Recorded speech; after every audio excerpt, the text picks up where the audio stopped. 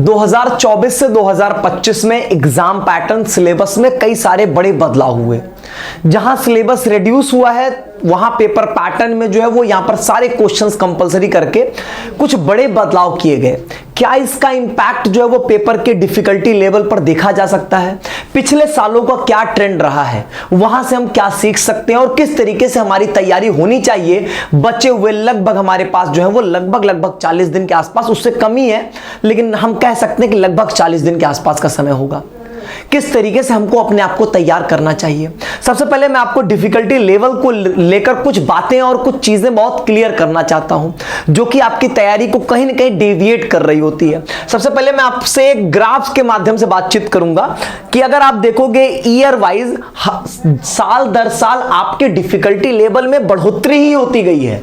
यह मैं कॉमन बात कर रहा हूं, हो सकता है किसी सब्जेक्ट में इसका उल्टा भी देखा जाए, लेकिन अगर मैं एक एवरेज निकालूंगा सभी सब्जेक्ट्स का तो यहां पर कुछ ऐसा ही देखा जाएगा कि डिफिकल्टी लेवल साल दर साल यहां पर बढ़ती हुई देखी गई। यहां पर 22 से 23, 23 से 24 से 25 में हम लोग ये एक्सपेक्ट करके चल सकते हैं कि डिफिकल्टी लेवल बढ़ेगा। इसके पीछे का और बहुत बड़ा रीजन ये भी है कि यहां पर इस बार जो सिलेबस है ना वो रिड्यूस किया गया है मोस्ट ऑफ द सब्जेक्ट्स में। अगर एग्रीकल्चर इकोनॉमिक्स छोड़ दिया जाए तो यहां पर मोस्ट ऑफ द सब्जेक्ट में सिलेबस रिड्यूस हुए हैं। अगर सिलेबस का कंटेंट कम हो गया, नंबर ऑफ क्वेश्चंस अब आपके 50 में 50 अटेम्प्ट करने होंगे तो हो सकता है कि पेपर अब यहां पर आपके डेप्थ से बनने के चांसेस होंगे। एक और बहुत बड़ा रीजन है कि पेपर यहां पर सीबीटी मोड में जा चुका है।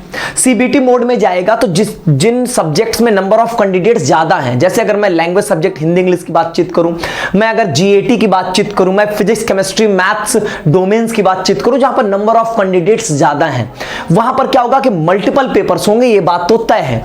अब वो यहां पर मल्टीपल पेपर्स होंगे तो वहां पर ऐसा है कि सीधी सी बात है कि नंबर ऑफ क्वेश्चंस ज्यादा बनेंगे तो वहां पर डिफिकल्टी लेवल को भी बढ़ाने के चांसेस हैं। तो ये भी एक प्रोबेबिलिटी यहां पर बन रही है और बढ़िया यही होगा कि हम लोग यही माने कि डिफिकल्टी लेवल बढ़ेगा ताकि हम अपने आप को जो है वो बुरी से बुरी परिस्थिति के लिए तैयार कर सकेंगे। मान लोगे कि पेपर इजी होगा और पेपर अगर एवरेज लेवल का भी आ गया ना तो आप निपट जाओगे। यहां पे ये बहुत बड़ी बात होती है। यहां पे अब कुछ बातें होंगी जिनको मैं समझा रहा हूं, ध्यान सुनिएगा। सबसे पहली चीज होती है कि हम लोग अपने वर्स्ट फेज के लिए तैयार रहें कि पेपर बहुत अनएक्सपेक्टेड भी आ सकता है। अब होता क्या है, किन बातों का बहुत विशेष ध्यान देना है। सबसे बड़ी समस्या होती है ना, हम अपने दिमाग में कुछ टारगेट सेट कर लेते हैं कि नहीं मुझे 250 में जो है कुछ भी करके 230 तक स्कोर करना है। अगर आपने कोई मार्क्स सेट कर लिया दिमाग में तो बहुत निगेटिव इंपैक्ट क्रिएट करता है। यहां पर किस तरीके से मैं आपको समझाता हूं। जैसे आपने सपोज करो आपने सोच लिया है कि मुझे 230 लाना है, इसका मतलब से 20 मार्क्स आपका कट सकता है, मतलब आप मैक्सिमम 4 क्वेश्चन गलत कर सकते हो। क्वेश्चन पेपर बहुत अच्छा आ गया मान लीजिए और पहले 5 क्वेश्चंस आपको नहीं आ रहे होंगे, 10 क्वेश्चंस नहीं आ रहे होंगे, तुरंत आप पैनिक क्रिएट करोगे। दिमाग को एक सिग्नल जाएगा कि भैया तुम बाहर हो चुके हो रेस से, क्योंकि तुमने जो टारगेट सेट किया था उस टारगेट से तुम बहुत बाहर हो। और जबकि रियलिटी ये होती है कि अगर आप जो बचा हुआ समय होगा, मतलब आपके पास जो भी समय है, मान लीजिए 1 घंटे का पेपर है, पहले 10 मिनट में आपको कुछ भी नहीं समझ में आ रहा है तो अगले 50 मिनट आपके पास ऐसे होंगे कि अगर आप कामली बस पेपर में जो जो आता जा रहा है कम से कम वो कर दोगे तो भी आपका पेपर अच्छा हो जाएगा। क्योंकि वो पेपर टफ है तो वहां पर आपके लिए ही नहीं टफ है, सबके लिए टफ है वो तो कट ऑफ डाउन जानी है। लेकिन जो आ रहा है वो भी आप गलत कर दोगे। अगर आप एक बार पैनिक हो गए तो एग्जामिनेशन हॉल में जो आपसे बेसिक क्वेश्चंस होते हैं ना वो भी नहीं लग पाएंगे। जिन क्वेश्चंस को आप 20 बार प्रैक्टिस करके गए होगे वो भी नहीं कर पाओगे। तो कोई भी आपके दिमाग में कोई भी मार्क्स का टारगेट सेट नहीं होना चाहिए। कहोगे सर बिना टारगेट की तैयारी करें? अरे भैया टारगेट मैक्सिमम रखो। हम ऐसी तैयारी रखेंगे कि मैक्सिमम लाएंगे। अगर पेपर इजी है तो हम 250 में 250 भी मार सकते हैं। हो सकता है कि पेपर बहुत अनएक्सपेक्टेड आ जाए तो 200 नंबर भी बहुत इनफ रहे, लेकिन वो 200 भी स्कोर करने के लिए आपको यहां पर क्वेश्चंस को बारीकी से अटेम्प्ट तो करना पड़ेगा ना। वो आप कर ही नहीं पाओगे अगर आप एक बार पैनिक हो गए। और अगर आपने टारगेट सेट कर लिया तो जरूर हो जाएगा ऐसा। अगर आपका पेपर अनएक्सपेक्टेड होगा तो कट ऑफ यहां पे डाउन जाती है, लेकिन ये चीज आपको पेपर देने के समय में नहीं समझ में आता, इसलिए आप टारगेट नहीं सेट करोगे तो चीजें वैसे भी ठीक रहेंगी। अगली चीज बहुत इंपॉर्टेंट होता है कि हम अपने कंफर्ट जोन से बाहर आए। ऐसा क्या होता है ना कि अक्सर ऐसा होगा कि हमारे पास 10 चैप्टर हैं, 8 चैप्टर तो हमको बड़े अच्छे से आते हैं, उनको बार बार प्रैक्टिस किए जा रहे हैं, 2 चैप्टर को टच नहीं कर रहे हैं, उसी 2 चैप्टर के पास चला 10-12 क्वेश्चन आ गया और पेपर में जैसे वो चैप्टर के क्वेश्चंस दिखेंगे आप तुरंत एकदम पसीना छूट जाएगा आपका। क्यों? क्योंकि आपने उसको पढ़ा ही नहीं है, वो तो क्वेश्चन सब आपके छूटने वाले हैं।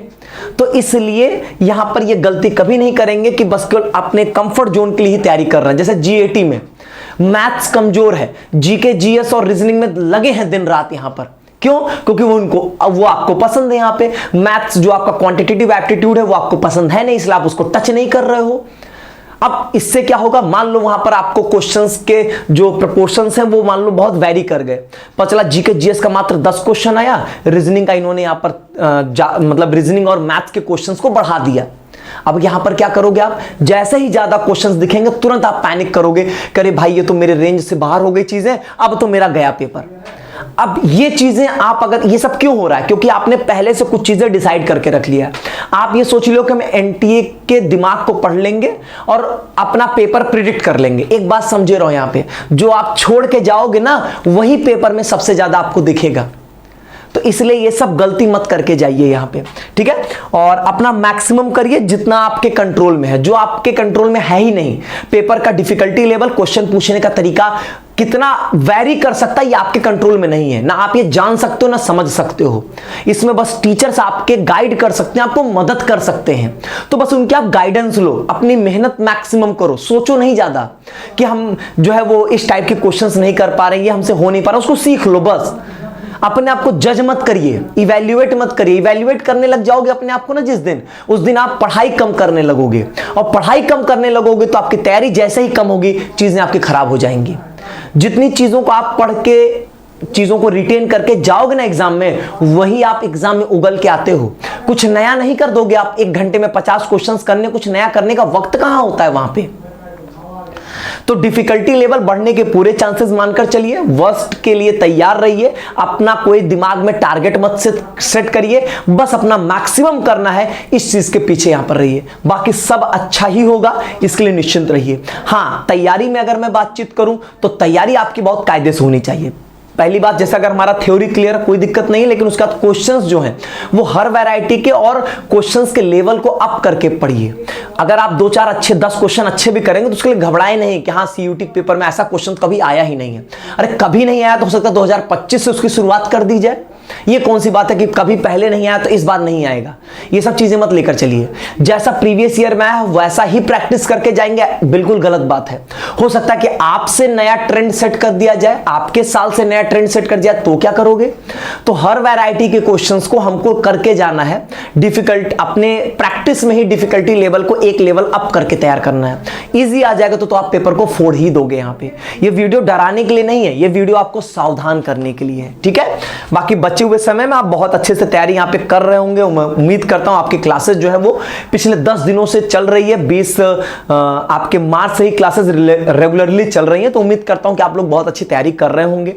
ऐसे जो भी बच्चे हमारे ऑफलाइन में फर्स्ट बैच में एडमिशन नहीं ले पाए तो उनके लिए हमने सेकंड बैच जो है वो 3 अप्रैल से शुरू किया है। तो ऑफलाइन के सेकंड बैच में वो इनरोल्ड हो सकते हैं, बाकी ऑनलाइन वाला बैच तो एडमिशन उसके ओपन ही है, क्लासेस उसके रेगुलरली यहाँ पर चल ही रही हैं। तो तैयारी पर फोकस करिए, बाकी चीजें जो होती हैं वो हो जाएंगी। जो चीज आपके कंट्रोल में नहीं है उसके लिए परेशान मत होइए, समझ गए। यहाँ पर बस इतनी ही बात मुझे बतानी, तो और कोई बहुत विशेष चीजें नहीं है यहाँ पर, ठीक। बाकी कोई अगर समस्या हो, कोई दिक्कत है, कुछ सॉल्यूशन आप चाहते हो हमसे, तो कमेंट बॉक्स में जरूर बताइएगा। किस कोर्स की तैयारी कर रहे हैं, किस यूनिवर्सिटी को टारगेट कर रहे हैं, ये कमेंट बॉक्स में आप जरूर बताएंगे। बहुत बहुत धन्यवाद।